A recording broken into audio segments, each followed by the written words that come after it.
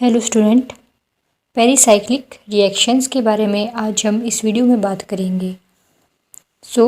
Pericyclic reactions first of all तो ये आपके पास जो CSIR UGC नेट गेट ये जो एग्ज़ाम्स होते हैं, इस एग्ज़ाम के लिए यहाँ से क्वेश्चन पूछे जाते हैं, राइट। तो आपने इस वीडियो को, इस लेक्चर को अच्छे से सुनना है। पेरिसाइक्लिक रिएक्शंस क्या होते हैं, ठीक है, और इसकी क्लासिफिकेशन क्या क्या है। तो स्टार्ट करते हैं। Pericyclic reactions are a class of organic reactions in which the transition state involve a cyclic rearrangement of bonding electrons. तो आपको पता है कि पेरिसाइक्लिक रिएक्शन क्या है? ऑर्गेनिक रिएक्शंस है जिसमें आपके पास ट्रांजिशन स्टेट इन्वॉल्व करती है साइक्लिक अरेंजमेंट किसकी? बॉन्डिंग इलेक्ट्रॉन्स की। जो ये रिएक्शंस है ये करेक्टराइज किए जाते हैं by concerted motion of atom के द्वारा, और ये इन्वॉल्व करते हैं rearrangement of sigma bonds without the formation or breaking of new bonds. अगर हम सिंपली पेरिसाइक्लिक रिएक्शन को समझने की कोशिश करें तो ये एक ऐसे रिएक्शन है जो एक कंसर्टेड साइक्लिक शिफ्ट के द्वारा ऑब्टेन होते हैं। कंसर्टेड रिएक्शन से आप क्या समझते हो? जिसमें आपके पास रिएक्टेंट के जो बॉन्ड है वो ब्रोकन होते हैं और प्रोडक्ट के जो बॉन्ड है वो फॉर्म होते हैं एट द सेम टाइम। इसे हम क्या कहते हैं? कंसर्टेड रिएक्शन कहते हैं। तो पेरिसाइक्लिक रिएक्शन सिंपली अगर हम समझे तो क्या है? एक कंसर्टेड रिएक्शन है जिसमें आपके पास रिएक्टेंट के बॉन्ड ब्रोकन हो रही है और जो प्रोडक्ट के बॉन्ड है उनकी फॉर्मेशन हो रही है एट द सेम टाइम, ठीक है। एक ही साथ ही प्रोसेस आपके पास अकर होता है, right. Pericyclic reactions are typically stereospecific, regioselective and exhibit symmetry properties which can be used to predict the outcome of the reactions। तो ये इसके कुछ करेक्टरिस्टिक दिए गए कि ये जो रिएक्शन है स्टीरियोस्पेसिफिक होगी, नेचर में रेजियोसिलेक्टिव होंगे और ये क्या कहते हैं? एग्जिबिट सिमेट्री प्रॉपर्टी को ऑब्टेन करते हैं, जिसके कारण इन रिएक्शन के द्वारा हमें मदद मिलती है जो आउटकम है रिएक्शन की उसको जांचने के लिए, ठीक है। तो ये इसका जस्ट इंट्रोडक्शन हुआ कि पेरिसाइक्लिक रिएक्शंस क्या क्या होते हैं, ओके। अब हम इसके एग्जांपल देंगे, एग्जांपल ऑफ पेरिसाइक्लिक रिएक्शंस। तो वो कौन कौन से एग्जांपल्स रहते हैं? तो फर्स्ट वन हमने एग्जांपल देना है डायल्स-एल्डर एडिशन का। डायल्स-एल्डर एडिशन में आपके पास इस तरीके से ये रिएक्शन रहता है। तो ये किसका एग्जाम्पल होता है? आपके पास पेरिसाइक्लिक रिएक्शंस का। और डायल्स-एल्डर एडिशन से रिगार्डिंग आपके पास जो CSI UGC नेट है उसमें क्वेश्चन पूछे जाते हैं, ठीक है। एंड दूसरा हम एग्जाम्पल दे सकते हैं ring closure and ring opening का। ये आपके पास सेकंड एग्जाम्पल हो गया। तो ये एग्जाम्पल भी किस रिएक्शन को शो कर रहा है? पेरिसाइक्लिक रिएक्शन को। मीन्स इसमें आपके पास क्या हो रहा है? रिएक्टेंट के बॉन्ड जो है वो टूट रहे हैं और साथ ही साथ में प्रोडक्ट के बॉन्ड की फॉर्मेशन हो रही है with in the same time. एक ही साथ ही सारी प्रोसेस आपके पास हो रही है। थर्ड वन देंगे हम इन रिएक्शन। इन रिएक्शन भी किसका एग्जांपल हम यहाँ पे कंडक्ट कर सकते हैं? पेरिसाइक्लिक रिएक्शन का।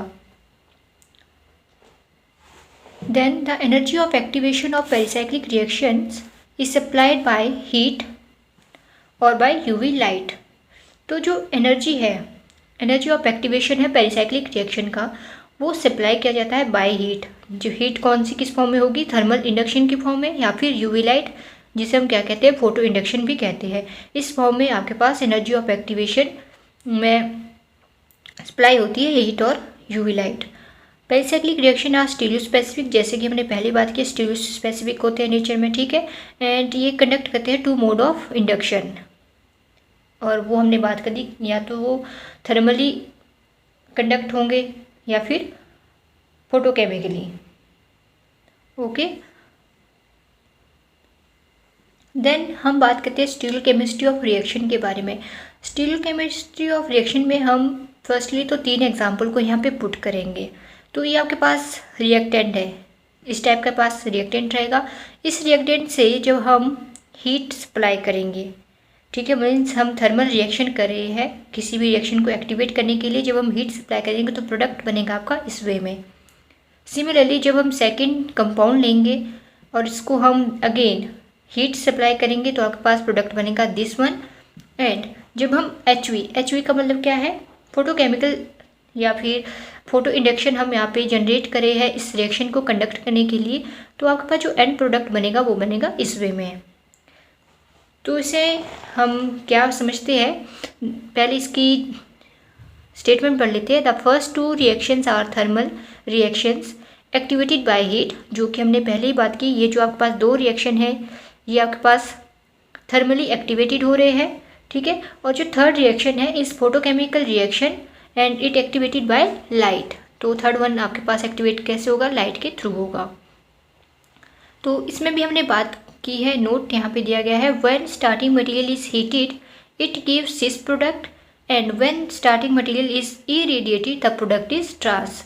तो इस बात का आपने याद रखना है, ध्यान रखना है कि जब आपके पास स्टार्टिंग मटेरियल हीट हो रहा है तो ये आपके पास क्या प्रोडक्ट दे रहा है, सिस प्रोडक्ट देगा। बट जब स्टार्टिंग मटेरियल आपके पास इरेडिएटेड हो रहा है, जो आपके पास प्रोडक्ट बनेगा उस फॉर्म में वो रहेगा ट्रांस की फॉर्म में। ट्रांस प्रोडक्ट आपको वहाँ पे देखने के लिए मिलता है, ठीक है।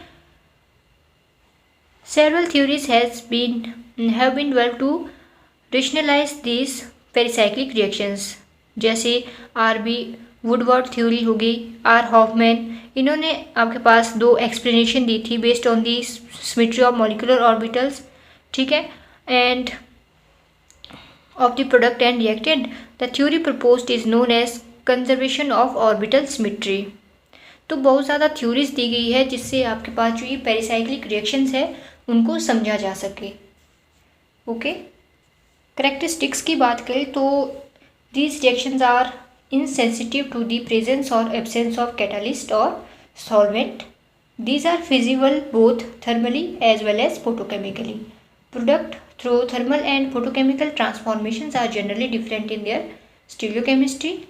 They occur in a concerted manner. जैसे हमने बात की थी पहले से लेकर के concerted reactions है। They always follows lowest energy path even if different या फिर डिफरेंस बिटवीन सिमेट्री अलाउड और symmetry forbidden transition is very small, otherwise they will not occur in concerted manner. So concerted manner के लिए भी यहाँ पे एक बात कही गई है, ये ऑलवेज जो ये रिएक्शन है ये ऑलवेज फॉलो करते हैं लोवेस्ट एनर्जी पाथ को, ठीक है। तो ये इसका एक रूल ही आप मान के चलिए कि ये क्या फॉलो करेंगे, लोवेस्ट एनर्जी पाथ को फॉलो करेंगे। इवन जब आपके पास ऐसी भी कंडीशन बन जाए जब आपके पास जो डिफरेंस है, ठीक है, symmetry allowed and symmetry follow transition के बीच वो बहुत ही ज़्यादा कम भी होगा, फिर भी जो आपके पास ये रिएक्शन है फॉलो करेंगे लोवेस्ट एनर्जी पाथ को, ठीक है। अगर ये ऐसा फॉलो नहीं कर रहे हैं तो ये कंसर्टेड मैनर में रिएक्शन कंसिडर नहीं किए जाएंगे, मीन्स ये पेरिसाइक्लिक रिएक्शन ही नहीं कहलाते हैं फिर, okay. These reactions are generally equilibrium reaction. The extent of equilibrium is governed by entropy and enthalpy of the reaction system. तो ये कुछ characteristics है पेरिसाइक्लिक reactions के। Classification: Pericyclic reactions may be ring opening, ring closing or rearrangements and are classified in 3 major categories. तो classification जो है आपके pericyclic reactions में ये हम रिंग ओपनिंग से भी डिफाइन कर सकते हैं, रिंग क्लोजिंग से भी या फिर रीअरेंजमेंट से भी, ओके।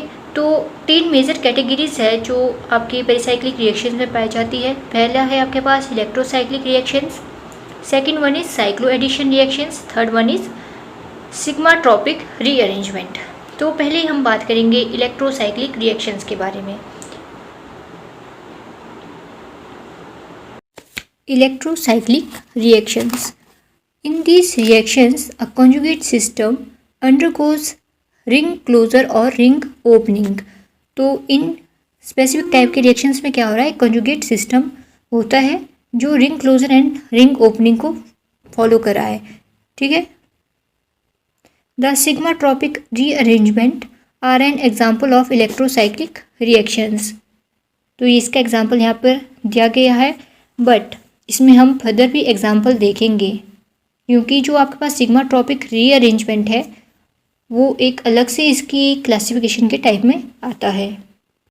सो इलेक्ट्रोसाइक्लिक रिएक्शंस के एग्जाम्पल हम देखते हैं, हम लेंगे ब्यूटाडाइन। ब्यूटाडाइन में हमने प्रोडक्ट बनाना है साइक्लोब्यूटीन का, जो आपके पास शो करता है इलेक्ट्रोसाइक्लिक रिएक्शन को, ठीक है। These were first concerted pericyclic reactions to be discovered by Woodward and Hoffman in 1965. तो ये आपके पास फर्स्ट कंसर्टेड पेरिसाइक्लिक रिएक्शंस था जिसकी डिस्कवरी किसने की थी? वुडवर्ड एंड हॉफमैन ने 1965 ईस्वी में. And in them ring opening and ring closure में be take place by two modes. तो इस जो रिएक्शन में रिंग ओपनिंग है या फिर रिंग क्लोजिंग है वो टू मोड के द्वारा ऑपरेट की जा रही है. फर्स्ट है आपके पास कॉन रोटेशन एंड सेकेंड है disrotation. So conrotation and disrotation क्या होते हैं? If both the involve orbitals rotate in the same direction either clockwise or anticlockwise. तो कॉन रोटेशन का मतलब है अगर आपके पास ऑर्बिटल्स रोटेट कराए सेम डायरेक्शन में तो वो कैसी रोटेशन हुई? कॉन रोटेशन हुई. और जब आपके पास ऑर्बिटल रोटेट करा है अपोजिट डायरेक्शन में, ठीक है, मीन्स एक आपके पास रोटेट करेगा क्लॉकवाइज, एक करेगा आपके पास रोटेट एंटी क्लॉकवाइज, तो वो कैसी रोटेशन हुई? Disrotation. ठीक है, तो इलेक्ट्रोसाइक्लिक रिएक्शंस आपके पास दो मोड पे फंक्शन करते हैं. जैसे हम यहाँ पर एग्जाम्पल देंगे. ठीक है, तो हमने एग्जाम्पल में सबसे पहले कौन सी रोटेशन लगाई? Conrotation. कॉन रोटेशन का मतलब क्या था कि आपके पास जो ऑर्बिटल्स है, ठीक है, वो कैसे रोटेट हो रहे हैं? सेम डायरेक्शन में रोटेट हो रहे हैं. ठीक है, तो कॉन रोटेशन को जो हमने फॉलो किया तो आपके पास प्रोडक्ट बनेगा ट्रांस प्रोडक्ट. सिमिलरली हमने डिस रोटेशन का एग्जाम्पल लिया, सेम कंपाउंड हम यहाँ पर लेंगे. ठीक है, और जब हमने इसकी डिस रोटेशन की तो आपके पास जो प्रोडक्ट बनेगा वो बनेगा दिस वन, मीन जिसमें जो ऑर्बिटल्स है वो रोटेट करेंगे अपोजिट डायरेक्शन में. ओके, या फिर आप यहाँ पे ये वाला एग्जाम्पल भी पुट कर सकते हो और जो आपके पास प्रोडक्ट बनेगा वो बनेगा cis product. Right. Electrocyclic reactions are possible in two types of pi system. तो कौन कौन से पाई सिस्टम में ये होते हैं? पहला है 4n pi system and 4n+2 pi system. तो ये रिएक्शन पॉसिबल होंगे या तो 4n पाई सिस्टम में या फिर 4n+2 पाई सिस्टम में. और जहाँ पर आप यहाँ देखोगे n यहाँ पर क्या है? एज एन इंटीजर है. In either case, reaction occur either thermally or photochemically. That is, reaction are either thermally allowed and photochemically forbidden, or photochemically allowed and thermally forbidden. तो ये इसका कुछ स्पेसिफिक टाइप दी गई है. ठीक है, तो दो सिस्टम की हमने बात की इन रिएक्शंस में. पहले हमने बात की थी 4n सिस्टम की, सेकेंड हमने बात की थी 4n+2 सिस्टम की. तो 4n सिस्टम में आपके पास जो थर्मल कंडीशन होगी वहाँ पे जो प्रोडक्ट बनेगा वो बनेगा कॉन रोटेटिल का, और फोटोकेमिकल कंडीशन में डिसरोटेटिल. और 4n+2 सिस्टम में आपके पास थर्मल कंडीशन में प्रोडक्ट बनेगा डिसरोटेटिल का और फोटोकेमिकल कंडीशन में कॉन रोटेटिल का. और ये इसका एग्जांपल आप यहाँ पे दे सकते हो. ये 4n सिस्टम है और ये क्या है? 4n+2 सिस्टम है. ओके, सो हमने इलेक्ट्रोसाइक्लिक रिएक्शंस को पढ़ लिया है, तो हम इसके एग्जांपल कुछ डिस्कस करते हैं. ठीक है, एग्जाम पॉइंट ऑफ व्यू से ये इम्पोर्टेंट रहेंगे. तो हमने यहाँ पे एक प्रोडक्ट लेना है, सॉरी रिएक्टेंट लेना है. रिएक्टेंट में हमने डिसरोटेशन करके देखी तो प्रोडक्ट इस तरीके का बनेगा. ठीक है, अगेन हमने प्रोडक्ट लिया, सॉरी रिएक्टेंट लिया और उसमें डिसरोटेशन की, प्रोडक्ट आपका ये बनेगा. ठीक है, तो अगेन हमने डिसरोटेशन की इस रिएक्टेंट में और प्रोडक्ट आपके पास ये बनेगा. और जब हम कॉन रोटेशन कर रहे हैं, कॉन रोटेशन में हम थर्मली ये प्रोसेस कर रहे हैं तो आपके पास जो प्रोडक्ट बनेगा वो बनेगा दिस वन. अगेन जब हम इस प्रोडक्ट रिएक्टेंट को लेते हैं और इसमें कॉन रोटेशन करते हैं तो आपके पास जो प्रोडक्ट बनेगा वो बनेगा दिस वन. ओके, तो ये कुछ एग्जांपल्स है. इसमें और भी 2-3 एग्जांपल है वो भी मैं आपको बता देती हूँ. राइट, तो यहाँ पर आप देख सकते हैं ये भी जो एग्जांपल्स है ये सारे के सारे एग्जांपल आपके इलेक्ट्रोसाइक्लिक रिएक्शंस के रहेंगे. नेक्स्ट जो आपके पास टाइप है वो है cycloaddition reactions. In this reactions 2 pi bonds combine to form a cyclic product. तो इन रिएक्शंस में क्या हो रहा है? आपके पास 2 पाई बॉन्ड कंबाइन हो रहे हैं और फॉर्मेशन करे एक साइक्लिक प्रोडक्ट की. साइक्लो एडिशन रिएक्शन में हम एग्जाम्पल की बात करें तो रहेगा हमारे पास पहले तो इसमें 4+2 साइक्लो एडिशन देखने को मिलती है जिसका आप यहाँ पे एग्जाम्पल देख सकते हो. सेकंड आती है 2+2 cycloaddition and third one है 2+2+2 साइक्लो एडिशन। तो ये इसके प्रोडक्ट एंड रिएक्टेंट से आपने प्रोडक्ट बना के देने हैं, ठीक है।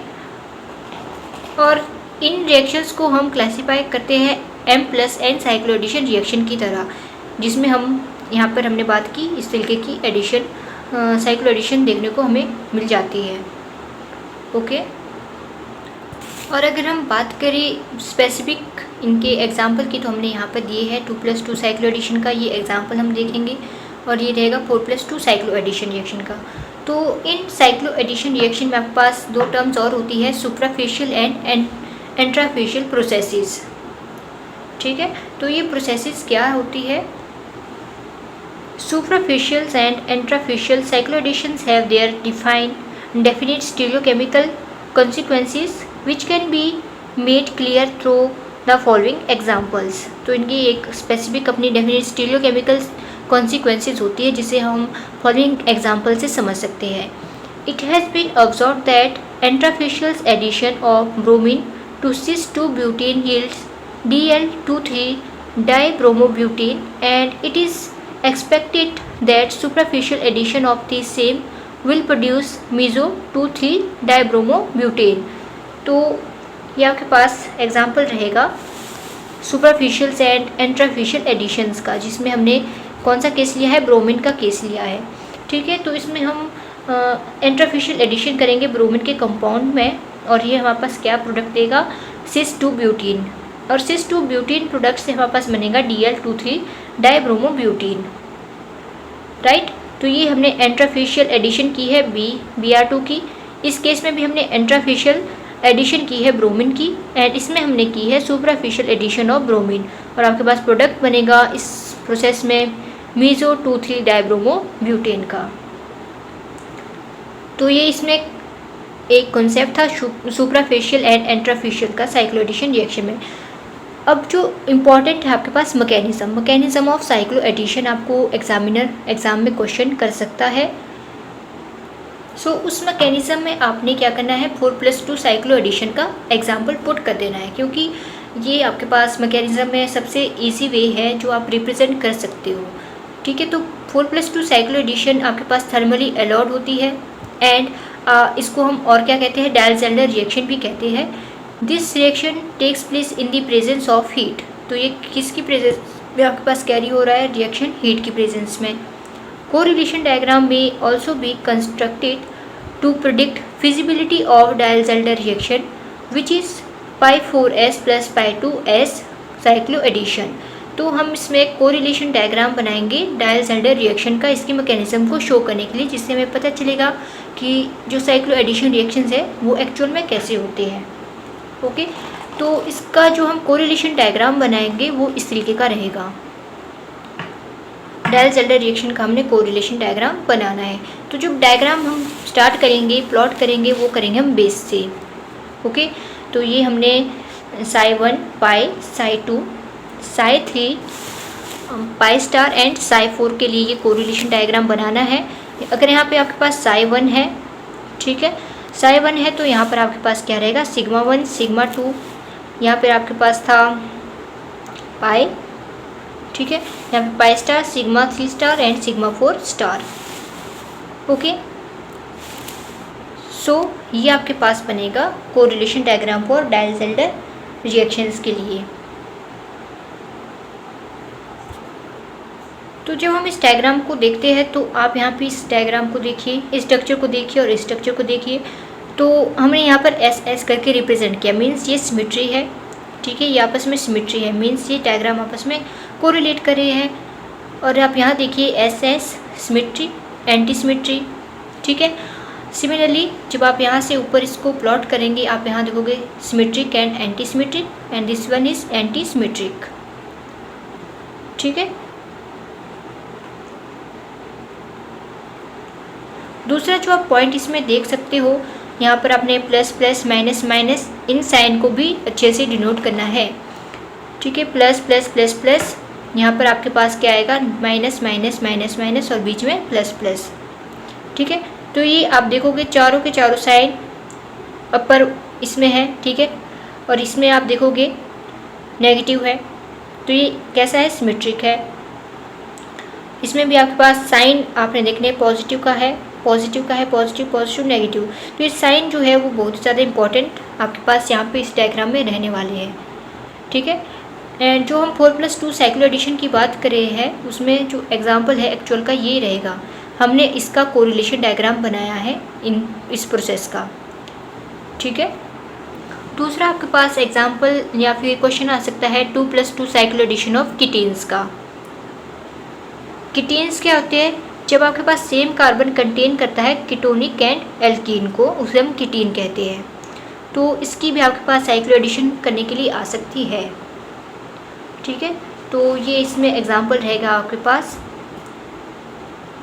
साइक्लो एडिशन ऑफ कीटीन के लिए, तो आप इसको चाहो तो कर सकते हो, ओके।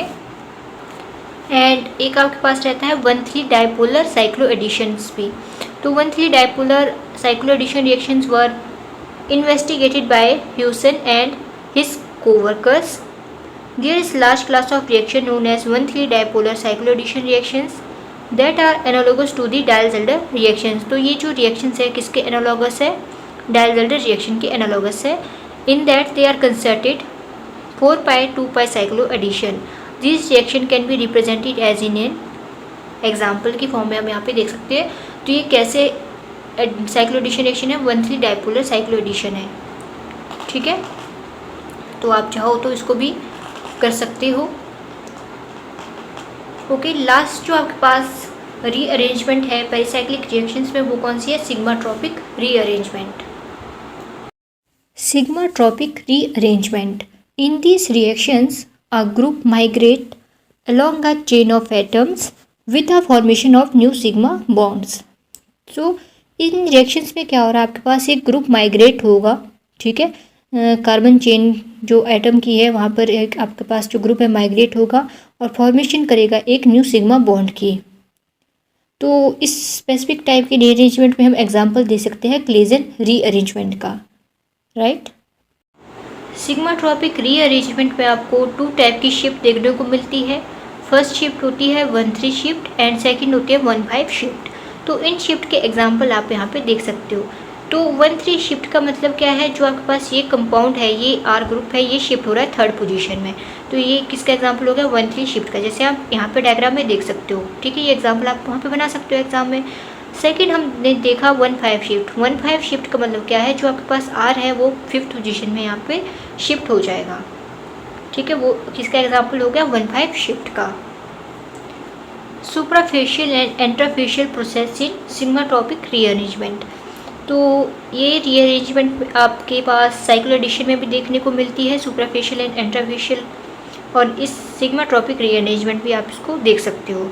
तो sigma bond migrate across a conjugate system of pi bonds in sigmatropic rearrangement.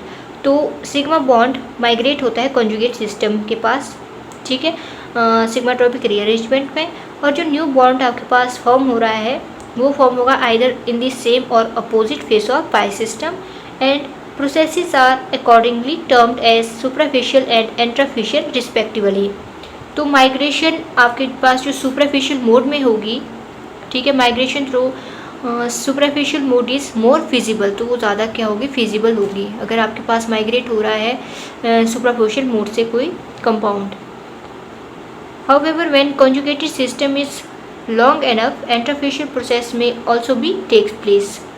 तो ये आपके पास जो स्टीरियोकेमिस्ट्री है माइग्रेशन की, उससे हम डायग्रामेटिकली इलस्ट्रेटेड करते हैं फिगर्स में, जैसे आप यहाँ पे देख सकते हो।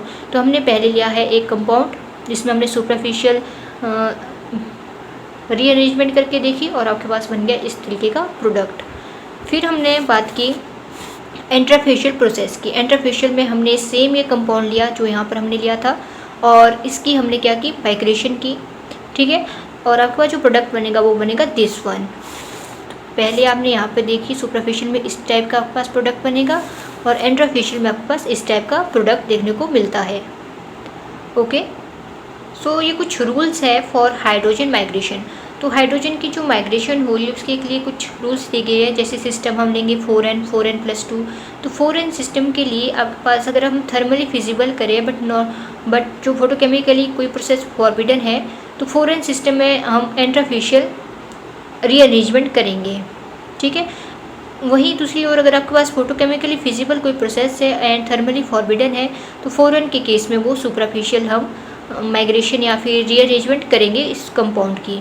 सिमिलरली 4n+2 में हम इस प्रोसेस में सुपरफिशियल मोड अप्लाई करेंगे और इस प्रोसेस में इंट्राफिशियल मोड हम अप्लाई करेंगे।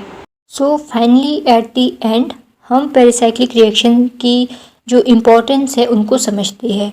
तो पेरिसाइक्लिक जो रिएक्शंस होते हैं एक बहुत ही ज़्यादा इम्पॉर्टेंट रोल आपके ऑर्गेनिक सिंथेसिस में प्ले करते हैं, बिकॉज ये प्रोवाइड कर रहे हैं एक efficient and predictable way to form complex molecular structures, right. They also widely used in the synthesis of natural product, pharmaceuticals and materials. So ये इसके कुछ एप्लीकेशंस या फिर हम इसे यूजेस भी कह सकते हैं। ओके।